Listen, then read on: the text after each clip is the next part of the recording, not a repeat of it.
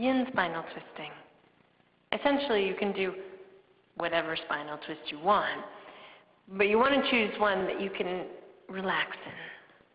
The one I usually find myself doing most often is eagle spinal twist. So letting my legs lift, finding my right thigh wrapping around my left. Now, this right foot might hook around the back of this left calf, but if that doesn't happen for you, know that it's an overrated experience. Okay. Arms come out from my shoulders. And I like to just kind of rock it a little side to side, just kind of get to know what's going on in there. And then eventually, the way I like to find my way into a twist, and I learned this from Swami Shifman, I like to now bring everything over to the left. Even my right palm. I like to bring my right palm on top of my left palm. Kind of get my hips and spine into one line.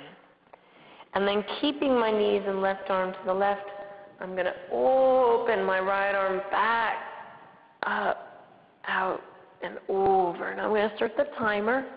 We're going to hold here for 3 minutes. Rolling that right hip forward.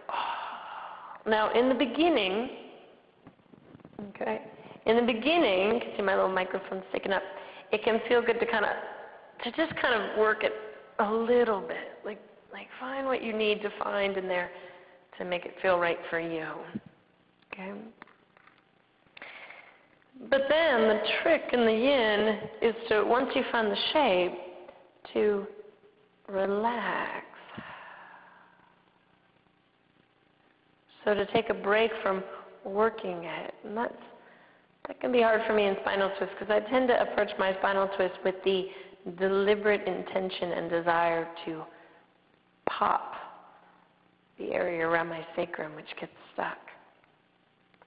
Okay, now the gentlest gaze for the head is towards the direction of the bent knees.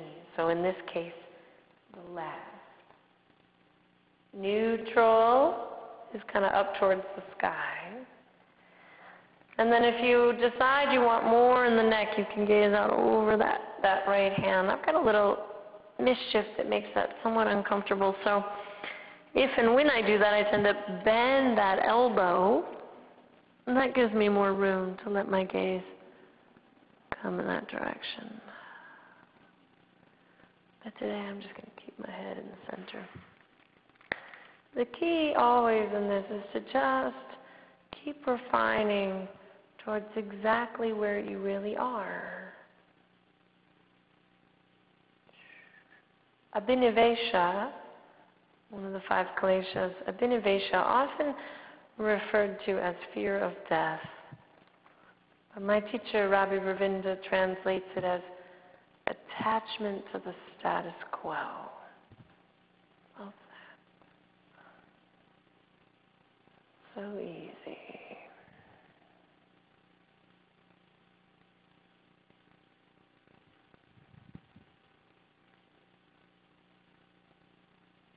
Again, the alignment information is not as useful in the yin practice because the main point is meeting ourselves where we are. Like if you'll notice, we didn't warm up to do cow face. We just did it. That's part of the point. That's what meditation is, meeting yourself and finding generosity in your heart.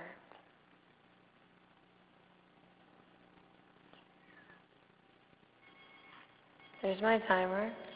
Okay, the timer is so nice because I wouldn't have known that we'd been there 3 minutes. So usually I like to unwrap and then I like to lead with the top leg. So I just kind of let that top right leg bring me back.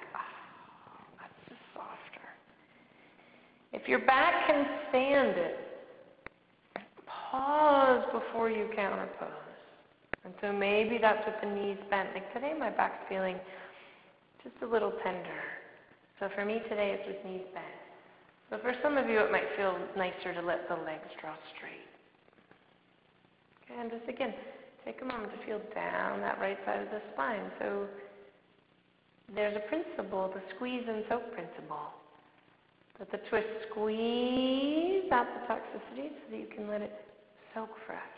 Does that feel true for you?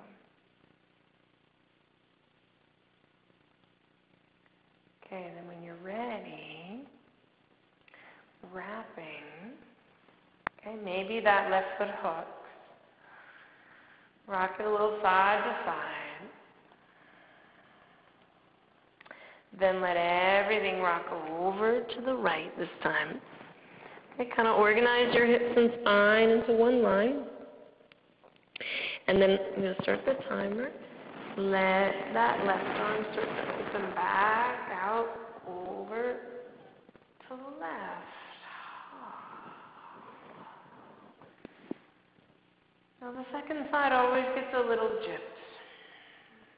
Like it generally always gets shorter time unless you have a timer. And also it gets compared. So don't let the tyranny of symmetry get you down. Do your best to kind of inhale and exhale. Allowing this side to reveal. Something we say around the bandhas is our tight spots are our greatest opportunities of opening. And it's not so much about eradicating the tight spots as it is about making room for them. And that gaze, notice it's gentlest if you're looking towards the bent knees. It's neutral generally if you're kind of looking up towards the sky. You might just check in, even if it didn't feel good on the other side. You might just check in, like this side feels much better for me. Turning your gaze away. Just letting that elbow of that extended arm bend sometimes can give you the room you need. Sometimes keeping it straight and turning the neck can feel a little much. Softening the jaw.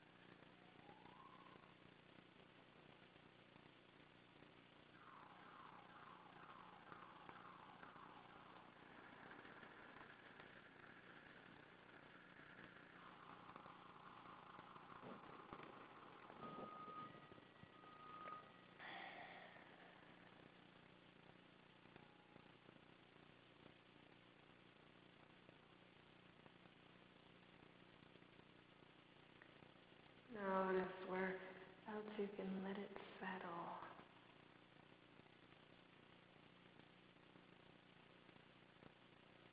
Where you can let gravity do its job.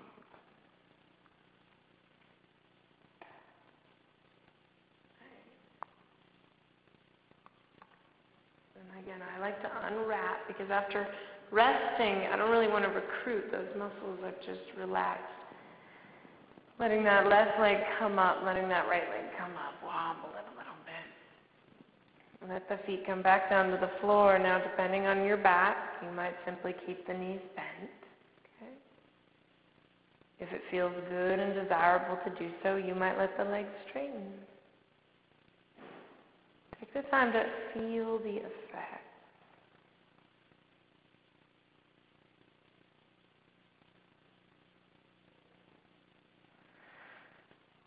And then eventually it'd probably feel good to hug the knees into the chest.